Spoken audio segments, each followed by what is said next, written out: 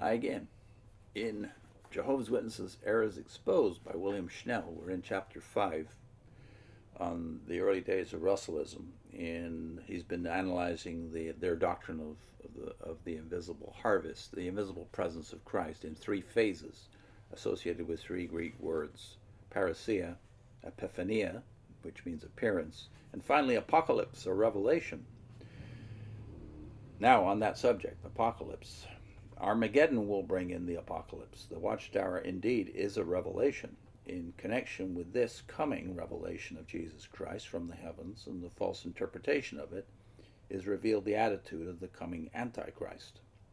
When shall this wicked one be revealed? Paul says, and then shall the wicked be revealed, whom the Lord shall consume with the spirit of his mouth, and shall destroy with the brightness of his coming, even him whose coming is after the working of Satan, with all power and signs and lying wonders, and with all deceivableness of unrighteousness, in them that perish, because they receive not the love of truth, that they might be saved. And then he puts in a bracket, but deceived it to argue their religion by misusing it. Let's read the sentence again without the bracket, though. That they might be saved, they did not receive the love of the truth, that they might be saved, and for this cause shall God send them a strong delusion, that they might or should believe a lie. This is all 2 Thessalonians 2 verses 8 to 11. We see this prophecy fulfilled in the Jehovah's Witnesses. Now, under the subhead delusions, the greatest delusion which the Jehovah's Witnesses have accepted is the doctrine of the Theocracy of 1938. I penned from a lifetime of experience, in 30 years a Watchtower slave, the steps leading to its unveiling, and also painted with a true-to-life brush the effects this theocracy had upon the Jehovah's Witnesses up to 1952. Space here will not permit to discuss thoroughly the implications and to unearth the sinister aspects of it, as it bids fair to become the greatest delusion of all time. In a coming book, The New World Society of Jehovah's Witnesses, this will be completely exposed to view. But what are these strong delusions in the lesser sense? Let's trace a few of them. From the moment the Watchtower was published, it was designed to give voice to a great delusion, namely, as its subheading proclaimed for all to see, to be Zion's Watchtower and herald of Christ's second presence. On its pages, subsequently, we see fulfilled everything predicted in 2 Thessalonians 2. Step by step, the reader's conscience became hardened, and a new worldview, altogether foreign to historic Christianity, was fashioned.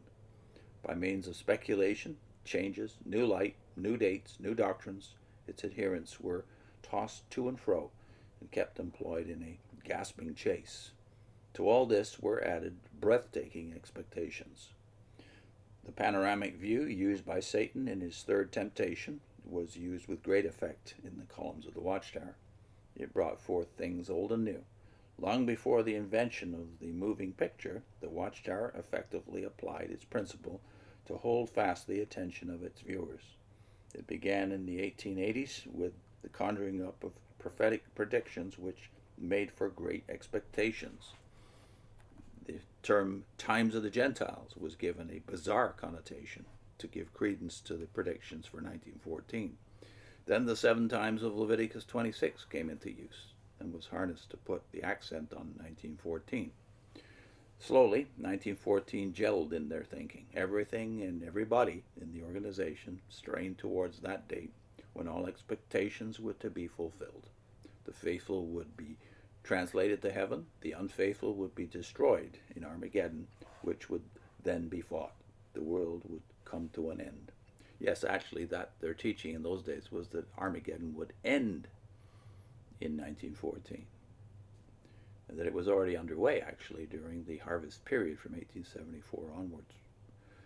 That transmutes very quickly, though. When Russell dies, it changes into Armageddon is now upon us, World War I, and then, of course, that's 112 years ago now. Next time we'll talk about, in the place of pastors of Christianity, one pastor. I'll put in a link this time, though, to what were those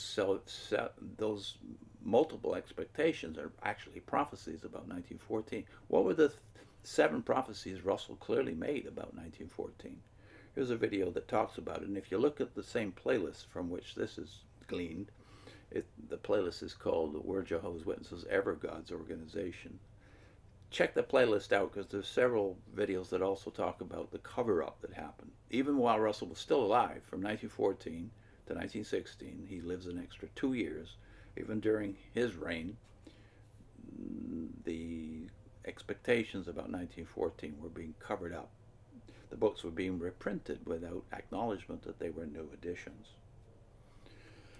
Check out this video then. 7 predictions Russell made about 1914. See you soon.